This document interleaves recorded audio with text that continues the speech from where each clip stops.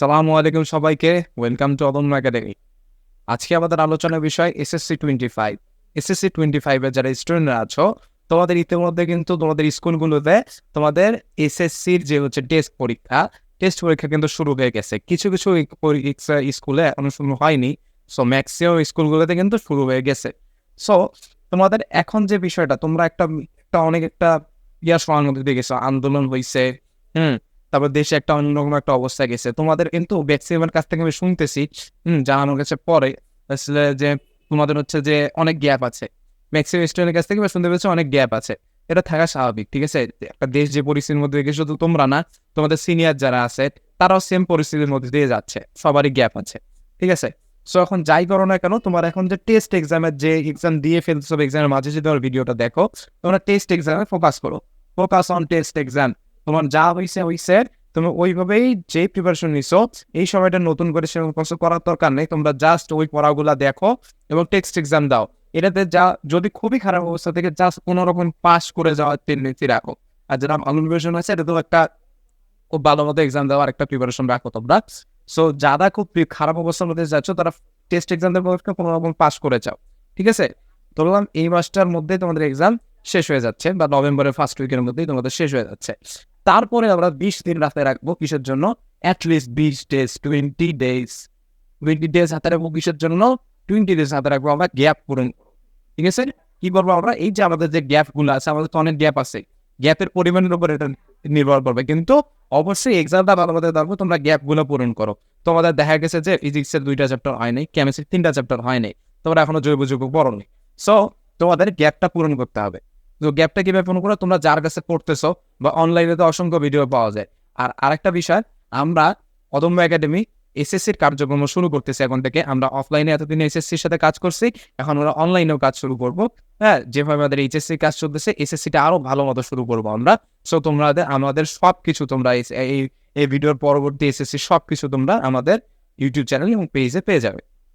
So তোমরা gap পূরণ করো। তোমার দেখা গেছে যে তোমার ফিজিক্সের একটা কি চ্যাপ্টার আছে, যেমন কাজ ক্ষমতা শক্তিতে তুমি দেখা যাচ্ছে যে পুরো এটা করছো, কিন্তু পাম্পের ম্যাথ করো নাই, পাম্পের ম্যাথ পারো না। কিন্তু পাম্পের ম্যাথ তো তোমার বোর্ড পরীক্ষা সবসময় আসে। সো পাম্পের ওই ম্যাথগুলো তোমার জানতে হবে, এই জন্য ওই থিওরিটা পড়ো, তারপর তুমি গ্যাপ পূরণ করো। তোমার টিচারের কাছে হোক বা ইউটিউবে হোক, আজকাল সার্চ দিলেই সব পাওয়া যায়। সো এই গ্যাপটা তুমি পূরণ করো। এটা কি এক্সামের পরে, এখন না। এখন কিন্তু গ্যাপ পূরণ করতে যাবো না, তুমি আগে এক্সাম দাও, তারপরে এই গ্যাপটা পূরণ করো। এবং এক্সামটা এমন ভাবে দাও কোনো রকম যেন পাস করে যাও, ঠিক আছে? এবং এই রেজাল্টটা নিয়ে কখনো হতাশ হবে না, এইটা কিন্তু তোমার মূল রেজাল্ট না, ঠিক আছে? তোমার মূল রেজাল্ট এসএসসি পরীক্ষা, বোর্ড পরীক্ষার সময় সবার কথা বিবেচনা করে প্রশ্ন করা হয়, সবার কথা বিবেচনা করে তোমার খাতা কাটা হয়।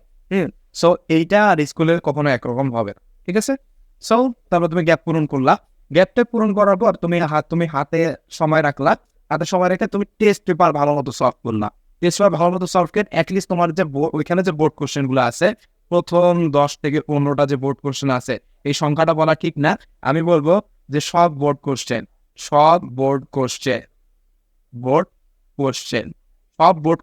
তুমি ভালো মতো সলভ করো। যত যদি 2-3 বছরের থাকে, ওই বোর্ড কোশ্চেন গুলো ভালো মতো করো। এই বোর্ড কোশ্চেন করা হইলে তারপর তুমি কি করবা? তারপর তুমি ক্যাডেটের কোশ্চেন গুলো দেখো, ঠিক আছে? অ্যাটলিস্ট ক্যাডেটের কোশ্চেন গুলো তুমি দেখিও ভাই, ঠিক আছে? কারণ এদের স্ট্যান্ডার্ড ভাই কোশ্চেন। সো তুমি ক্যাডেটের কোশ্চেন গুলো দেখো, বোর্ড কোশ্চেন আগে সলভ করো, তারপর ক্যাডেটের কোশ্চেন গুলো দেখো। যেই ম্যাথে সমস্যা হচ্ছে, তুমি এই সময়টার মধ্যেই তোমার টিচারের কাছে বুঝে নাও। এসএসসির জন্য ওয়েট করিও না, এসএসসি কিন্তু ফেব্রুয়ারিতেই হবে। সো এসএসসির জন্য ওয়েট করিও না। গ্যাপ পরে বললাম, টেস্ট পেপার ভালো মতো সলভ করলাম, দেন আসবো কিসে? আমরা এক্সাম। আমরা যে কোচিং বা অনলাইন হোক, যেখানেই হোক না কেন, আমরা এক্সাম দেবো। এই এক্সামেই শেষ এক্সাম না, কিন্তু তোমার এক্সাম তোমার কোথায়, তুমি কোচিং করো বা প্রাইভেট করো, ঠিক আছে? কোচিং অথবা অনলাইন, যেখানে পারো ভাই সেখানে এক্সাম দাও। এক্সামের কোনো বিকল্প নাই। 0 পাও যেটা পাও, তুমি এক্সাম দাও, কারণ তোমার হাতটাকে ফাস্ট করতে হবে। তোমার এক্সাম দেওয়া মানে হচ্ছে তোমার প্রবলেম সলভিং ক্যাপাসিটি যেমন বাড়া, তবে তোমার টাইম ম্যানেজমেন্ট ঠিক হবে। তুমি বুঝবা যে আসলে এক্সাম দিতে দিতে এসএসসির সময় পরীক্ষা দেবো না, এক্সাম তো আগেও দিছি, এটাও কিছু না। এই যে তুমি মাথাটা যে হালকা হইলা, এটাই মূল জিনিস। এই জন্য সবকিছু শেষে আমার এক্সাম দিতে হবে, এবং এইটাতে তোমার ভালো মতো ফোকাস করতে হবে। গ্যাপগুলো যেন তোমার না থাকে, গ্যাপগুলা পূরণ করতে হবে। অ্যাটলিস্ট তোমার বোর্ডে যে টাইপের কোশ্চেন আসতেছে টেস্ট পেপারে, হ্যাঁ, বিগত বছর টেস্ট পেপার খুললে তোমরা বুঝতে পারো কি কোশ্চেন আসে। এগুলা তোমার টেস্ট পেপার দেখে ভালো মতো বুঝতে হবে যে কোনগুলো আবার পড়া উচিত। এবং আমরা তো এই নিয়ে ভিডিও করবো যে কোন টপিক কোন অধ্যায় করা উচিত, ঠিক আছে? প্রত্যেকটা সাবজেক্ট ওয়াইজ করবো, সেই ভিডিওগুলো দেখতে হবে। আর হচ্ছে আমার গ্যাপটা ভালো মতো পূরণ করো। ঠিক আছে, তো এই ছিল আজকে আমাদের ওভারঅল আলোচনা।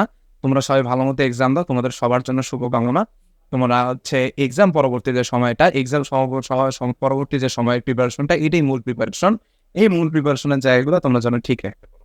ঠিক আছে, ধন্যবাদ সবাই।